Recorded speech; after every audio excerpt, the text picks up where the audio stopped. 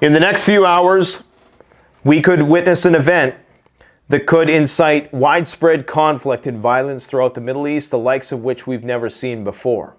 We're talking about the deaths of millions of people, not just in the Middle East, but around the world. Because it's not going to stop there. It's only where it starts.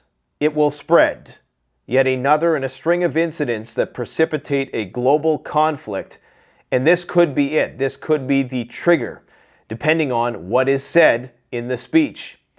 Now, I'm referring to a speech that's going to be given by Hassan Nasrallah, the Secretary General of Hezbollah.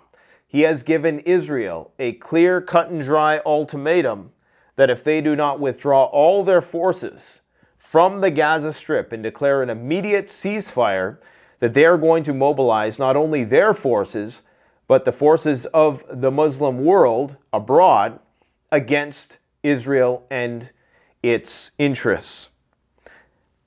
In addition to the Hezbollah leader, the Brigadier General Esmail Khani, head of the Iranian Revolutionary Guard's Quds Force, who met in the Lebanese capital with Nasrallah on Tuesday, has also agreed to this ultimatum. So do you understand what this means? This means that this ultimatum, which will not be fulfilled, because Israel has not agreed to a ceasefire, contrary to what some people are saying. The U.S., the White House has got them to agree to some tentative intermittent pauses, but not a ceasefire, certainly not a withdrawal from the Gaza Strip. That's never going to happen. And because now they've made this ultimatum, they are obligated to fulfill it, because there is a risk that they might lose popular support if they fail to fight on behalf of the Palestinian people. And that is not just Hezbollah, that's everywhere around the world. Okay, that is, in this Middle Eastern upheaval, this inciting of violence is not going to be limited to the Middle East. This is going to be the call to action to sleeper cells. Now we're going to break down the esoteric messaging within the videos, the trailers for this speech. This is something that apparently Hezbollah is notorious for doing. They like symbolism. Oftentimes, I think that the sole purpose of this, the primary purpose, I should say, well, it is to keep their enemies guessing and to maintain that strategic ambiguity so you don't know what they're going to do. They're making threats in the video. There's a launch button. If you've seen some of these videos, basically they're issuing threats, but these are primarily to be viewed by Arabic people, people who are followers of them. And I believe that a lot of the mystique that they're trying to build up about their institution with these videos is an attempt to make them seem more divine, to deify them and make it seem as though they're endowed by Allah for this cause. And they can do this more and more if they put out these sort of esoteric messages and the symbols of martyrdom and all this stuff. And so it appeals to people's religious Islamic sensitivities, okay? And this is why this is so incredibly powerful. This speech that he is about to give could very well just create global panic, global chaos, because this is going to activate something in the minds of diehard Islamic believers who do sympathize with the Palestinians to take action, okay? And what does it mean by taking action? It's funny that this is happening on a weekend. That's something else to think about. You know, typically bad things happen on Fridays, so you can process it over the weekend before the news cycle starts again on Mondays. But there is just a lot of ambiguous messaging going on in these videos, which is of great concern. And understand the timeline of what's going on here. The evacuation orders to leave Lebanon were timed to happen before this event. So all the airlines, most of them anyways, have stopped sending flights to Lebanon in advance of this meeting. Almost as if some intelligence agency knew that right around this time, this is when things were going to pop off. Now, the Americans are saying they don't expect Hezbollah to attack. But understand, Hezbollah is now in a predicament where if they do not come to the assistance of Hamas, they look incredibly weak. okay, and they lose support of their followers, if they lose support domestically, and something to keep in mind with any war, any national war is always intertwined with civil wars. In almost every Middle Eastern country, there's a civil war. That's why when we say Yemen is shooting missiles, it's not Yemen, it's the Houthis. Okay, it's not the Yemenis government. There are warring factions within most of these countries, with the exception of a few in the Middle East. So this is something to always keep in mind, that they have to appease their domestic population or else they lose power. And that compels them and gives them incentive to go to war, right? So you're seeing this situation where it's getting worse and worse by the day for Palestinians. They're using horses as ambulances because they don't have any more fuel. It's getting that bad. Now, there is a possibility, of course, that Hezbollah comes out with a more dovish posture tomorrow. And it's a big anticlimactic nothing burger, and everybody goes home and thinks it's all right. Even if they do that, it's very likely that things are going to continue to escalate. There was 19 attacks by the Lebanese forces, or Hezbollah, I should say, because it's not Lebanon. And see, this is where the civil war comes in, right? Because the Lebanese government is not represented by Hezbollah, at least not all of them anyways, but they are quite intertwined. Anyways, so we know that the attacks are ramping up, seriously ramping up. So even if this is a big nothing burger, which I don't think it can be, because Israel has not agreed to the ultimatum. They have not fulfilled the criteria of the ultimatum, which is to have withdrawn from the Gaza Strip and declared an immediate ceasefire by dawn on November 3rd. They haven't done that yet. So this is that flashpoint. This is that potential flashpoint. All this guy has to do tomorrow is come out and with the stroke of a pen, with the utterance of a few words, he can instantly create total chaos throughout the region. Total chaos, okay? This is top down. This is from the Iranian Revolutionary Guard on down. So this is not just about Hezbollah. Remember, you have Hezbollah, you have Yemen, you have Syria, you have the Iraqi militias, you have the Iranian militias, you have Hamas, okay? You have some stuff going on in Jenin, in the West Bank as well. And who knows where on this spectrum Egypt is going to wind up when all is said and done and the smoke clears. And even Jordan and many countries right now are kind of up in the air and on the fence. So the symbolism in this video indicates, if you actually watch the video slowly, they telegraph what exactly they could possibly do. They push buttons that say launch. They have a variety of different patches on their shoulder from the various factions that are collectively united against Israel, be they from those countries that I just mentioned. So there's a lot of symbolism in these videos. But what they're going to do is they're going to galvanize the rancorous emotions of people who want revenge against Israel for what they're seeing day after day after day with these indiscriminate bombing campaigns on civilians. Now, again, it's a very complicated state of affairs.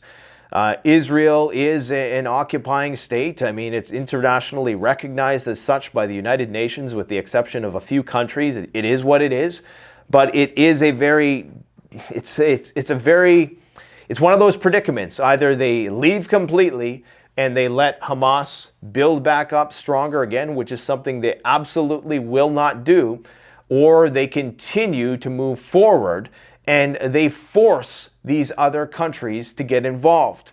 Now, I was talking to a friend today who's has a bunker in Austria. If anybody wants a bunker, let me know. I will put you in touch with somebody. If you're in Austria and you want a military-grade bunker, let me know and just message me through media@canadianpreparedness.com through the YouTube homepage. But we were talking about, what could really be at play here. Because in many ways, I believe that Israel and the United States need Iran or its proxies to fire the first shot. So some people think that all of this is being done to goad Hezbollah into a fight Because remember, you have that massive conglomeration of warships in and around Cyprus, the biggest amassing of warships that we've seen since World War II. So why is that there? It's almost like they're trying to coax Hezbollah into stepping over the line so the United States can get involved. And this is one thing that people need to keep in mind, is that unlike 2006, now there is all of these U.S. warships. I'm talking about 2006 when Hezbollah went to war with Israel the first time. Not the first time, but most recently. And, Israel, they got worked. They had 10,000 troops. Hezbollah had 1,000. Hezbollah lost 250 guys, but Israel lost 150. So, those kind of rates, had Hezbollah had more fighters at that time and better weapons, it would have been a very, very tough fight. So, but now you have the Americans there, okay? And it almost starts to seem like they're trying to goad Hezbollah into making that move tomorrow. It's almost like the American Warhawks are probably just hoping he comes out and radicalizes the hell out of the Muslim world, because he can do it. He can do it with the mere utterance of a few words. You will see total chaos, not only in the Middle East, and this is where it gets scary because it will come here eventually. There are, of course, hypothesized sleeper cells and known about sleeper cells, as well as cyber malware on probably critical infrastructural computer systems that we rely on to keep our society functioning. All of that is going to be activated if this explodes tomorrow. And there's some rumors that you have the leader of Hamas sitting in Qatar right now, far removed from all of this, encouraging them to fight, encouraging sacrifices to be made. And then just down the street from there, you have an American military base with 11,000 troops. They could easily just go over there. And I'm not saying, they can't respect the rights of the sovereignty of the Qataris. But at the same time, I'm quite certain if the United States has enough sway to have 11,000 troops in their country, I'm pretty sure they could pull a few strings and take this guy out. So you have to ask yourself, why aren't they doing that? And so the Iranians have to be asking themselves, this Hamas, are they trying to bring us into a broader conflict? Because we know the end game here, it's not Hamas. Okay, that's peanuts. The grand scheme of things is Iran getting a nuclear weapon, because that would drastically change the balance of power in the region. If Iran has a nuclear weapon, the United States can't push them around anymore. Okay, it's like I've always said, nuclear weapons are like the Second Amendment for nations. It's a Second Amendment of the planet. Once you get nukes, nobody can fuck with you. And that's why North Korea will never give up its nuclear weapons. Pakistan, anybody with half a brain will never give up their nuclear weapons. Now, I'm not saying I want everybody to have nuclear weapons, but this is just a reality you have to entertain. If we have nuclear weapons, other countries are going to want them too. Iran is about to probably be able to get a nuclear weapon, and this is why we had the House Resolution 559 passed yesterday, which is basically going to allow the United States to go to war with Iran, even if there is the ambiguous interpretation that they might be getting ready to do something. And it doesn't even have to be United States directly going to war. It could involve Israel as well. Israel is written into the resolution. So the stage is set. It's right there in front of everybody's eyes. And tomorrow, it could be the flashpoint of all this. And the scary thing is about all this is that you're dealing with Israel, a country who up until 2017 had this thing called the Hannibal Directive. Very similar to, I guess, a CIA cyanide pill type thing where, instead of getting captured by the enemy, you take yourself out. Well, they had the directive if they had to take you out, okay, if you were being hauled away by the enemy, they would put one in them and probably in you as well if they had to. This is a country that is willing to go to great lengths, even if it means killing a lot of civilians, to meet its ends. And what that means is that if they have to use what they call the Samson option, utilizing nuclear weapons, understand it's been said that the Yemenis have been firing missiles and they've been landing inside Israel, which is absolutely crazy. they've been targeting the nuclear power plant there. Israel's missile defense is starting to suffer. If the Americans don't get directly involved and completely unload on Hezbollah, which they probably will, the question is, how much of an impact is that really going to make? What can they do from the sea, right? How much of an impact can they really have when they're that far away in Cyprus? Unless the United States gets involved, Israel will have no choice but to start throwing nukes. And that's when things can just drastically spiral out of control really, really fast. Because if the United States gets pinned down in a war in the Middle East, it is very likely that China will make a move. That China will start to expedite their plans to take over Taiwan. And that the Russians will get very, very ballsy in Ukraine. They already are. They're pushing very, very hard because they're seeing the United States look the other way. Now, they've just greenlit another aid package for Ukraine, not nearly as much as everybody thought. I think it was like $500 million. It's enough to maybe carry them through a little bit longer, but in Avdiivka, I can never pronounce that, the Russians are getting lit up right now. And, a lot of the copium from the Russia bros is that they're making progress, but both sides are taking tremendous losses right now. Like the greatest losses we've seen, like whole columns of tanks just being lit up in a few minutes. It's absolutely unreal, and it's not even being reported. There are rumors, and these are just rumors, that the F-16s, or a few of them anyways, are already in Ukraine. Now, if that is true, and one of the central concerns, as stated by Sergei Lavrov, the Russian foreign minister, was that these F-16s can carry nuclear weapons. They're nuclear capable, as are many fighter jets in the U.S. arsenal today. But that is part of the problem, because these are NATO planes, they're nuclear capable planes. The Russians must presume that they might be carrying tactical nuclear weapons. We already have depleted uranium. The Ukrainians just again targeted a Russian nuclear power plant, claimed the Russians. They shot 9 drones at it. I think all of them were shot down. They recently targeted the repository, might as well be, the repository for nuclear waste at a Russian nuclear plant. And that is the part of the plant that you can actually do damage at. Okay, that's the part where you can create a dirty bomb, the spent nuclear fuel. They were targeting that, according to the Russians. So the situation there is spiraling out of control. So you can see how all of this is interconnected. You have Moscow allowing an Iranian airbase in Syria. Moscow has given the Russian Hamim airbase in Latakia to Iran for supplying Hezbollah with weapons and ammunition. Now, this is one day before this speech. Do you think that's a coincidence? I don't think so. What else has Moscow done? Well, Israel's Gaza operations are not self-defense. According to Moscow, the Jewish state is an occupying power, according to Russia's UN representative. But remember, according to Russia today, Russian and Israeli relations, they're fine. Nothing to see here. No problems. When they say there's no problems, that's when you run.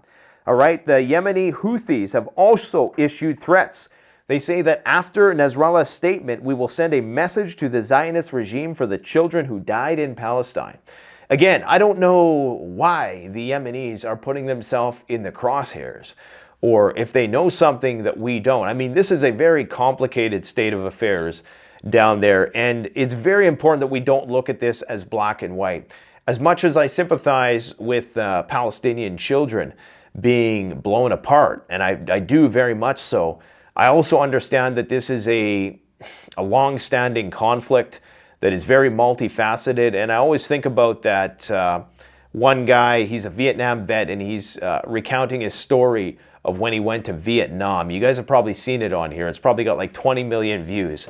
And he's talking about how right when he went to Vietnam, he was this, moralist. He was trying to he was saying, like, why are you treating these people like this? And because one of his military comrades was I don't know, grabbing somebody by the scruff of their neck or something like that.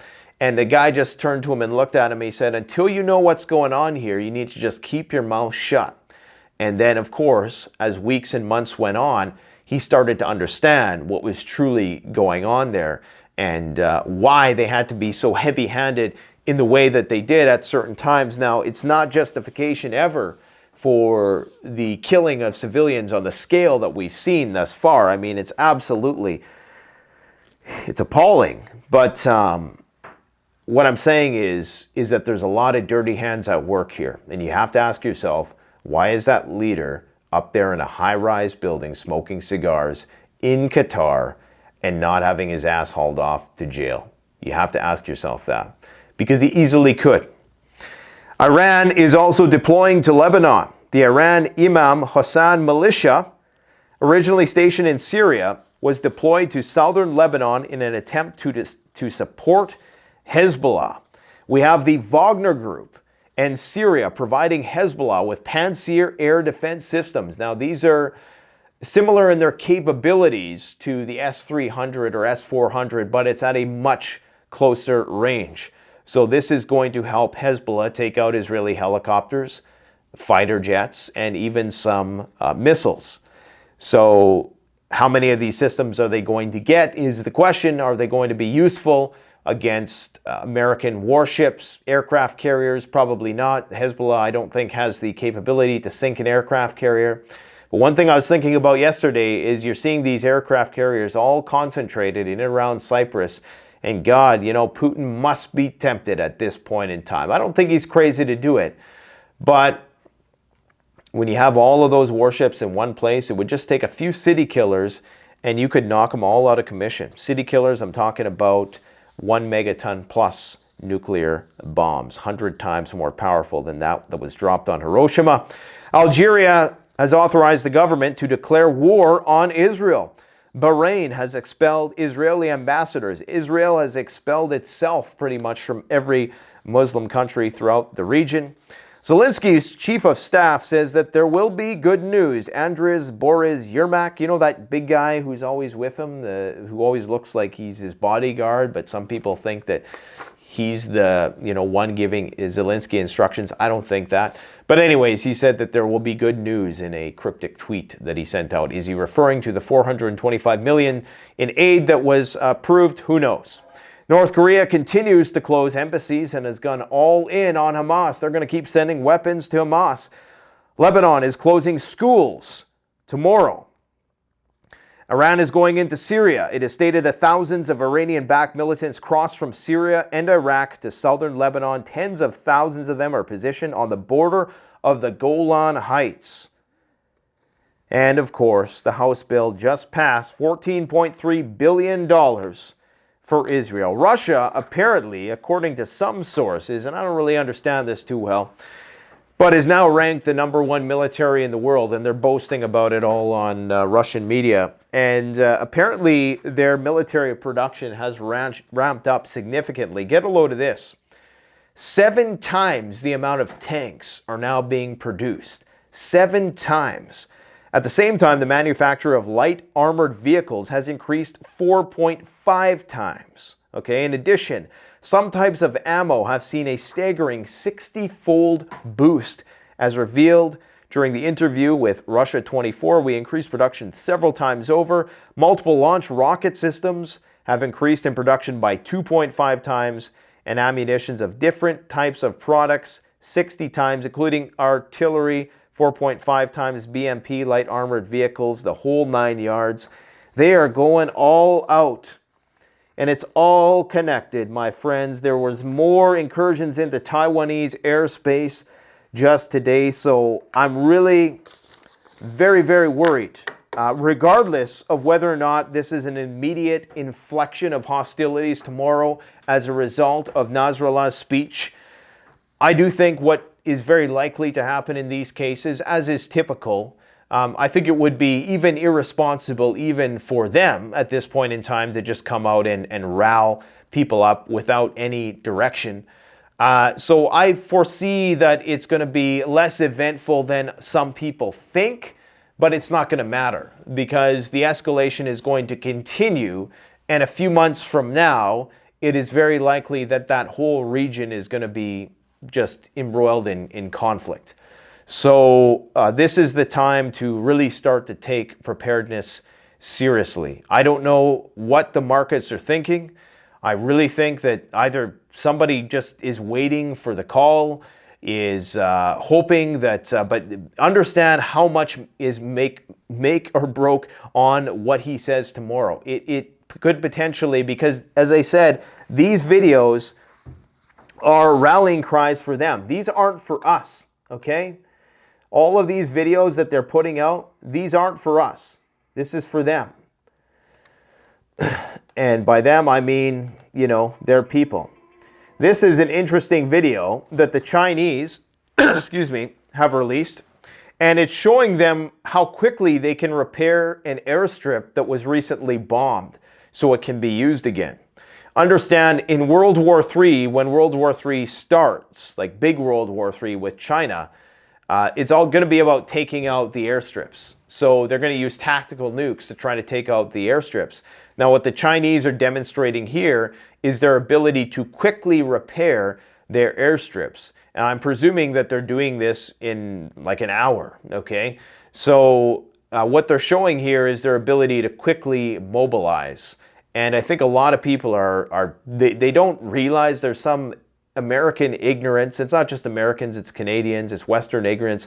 There's a lot of people who don't realize how technologically sophisticated and industrialized the Chinese are. I think there's just a lot of people who, they just don't know, they don't get it. And this is a problem because the question is, how quickly could we do this? You know, how quickly could we fill these holes? And obviously the holes from a tactical nuclear blast are going to be a lot bigger than this, don't get me wrong. But what they're demonstrating here is, you know, their ability to put things together really, really quick. And I just think about that situation that happened during COVID where they built those makeshift hospitals. Like within the span of a week, they had built hospitals that could accommodate thousands of people. Something that I don't think we could have done here. We could have built some tents and, you know, little makeshift camps and stuff like that, but I don't think we could have taken it to that level exactly. What else do I got for you here? Australia's sending troops. Everybody's sending troops. Oh yeah, speaking of asymmetrical style attacks on our power grid, apparently a man had rammed the gate and attacked guards at Duke nuclear power plant in South Carolina. And apparently there was some shots fired on site. So what the hell is up with that? That is weird. More information is going to come out from that, I'm sure. This is just a comparison, just so people know, in terms of civilian casualties resulting from Israel's war on Gaza. In 25 days, they've exceeded by far the amount of civilians killed and injured. Well, almost the same amount killed and more injured than the entirety of the Ukraine war. Just to put it in perspective, and of course the blue is the amount that are children. So some unfortunate figures there. Guys, I have a sneaking suspicion that this situation is going to go sideways real fast, and unfortunately I think that our leaders I don't think they don't necessarily want it to. I think that they don't want a lame duck presidency, so they're going to do whatever they can to keep the Democrats in power, and if that means going to war, you know, because the Ukraine war is waning in popularity unless something happens there, and it very well could. But you can bet that if they get the situation resolved in Israel, which I can't see how, it just seems like something which cannot be reconciled. If there ever was a situation I don't think will be reconciled, it's the Israel debacle. But if by some stroke of luck they are able to achieve some kind of armistice there, then they'll go back to Ukraine and they'll start pumping that full of weapons again, because it's all about war from this point forward, which is why you got to have a plan. So if you need a bunker and you're in Austria, let me know. We're going to do some more prepping videos, guys. I know we've been lacking on that front. We've been working on some more artsy-fartsy projects here around the shop. And we do have a lot of things on the go, like some tutorials, some firearms tutorial videos, some running gun tutorial videos, which is stuff that people are going to need. But we are going to get back to the prepping stuff. It's just right now, you know, the situation is so intense that like I got to stay on top of this because we got to be ahead of the curve here. I don't know how much good it's going to do me at this point in time because I'm already prepared as it's going to be. But if I can inform as many people as possible about the nature of this situation and how bad it could potentially get, then I think I'm doing the best I can in that respect. So anyways, thanks for supporting the channel. I greatly appreciate it. Don't forget, like, comment, subscribe if you got something useful out of it. I'm sicker than a dog, so I got to go and get some sleep. Thanks for watching. Canadian Prepper out.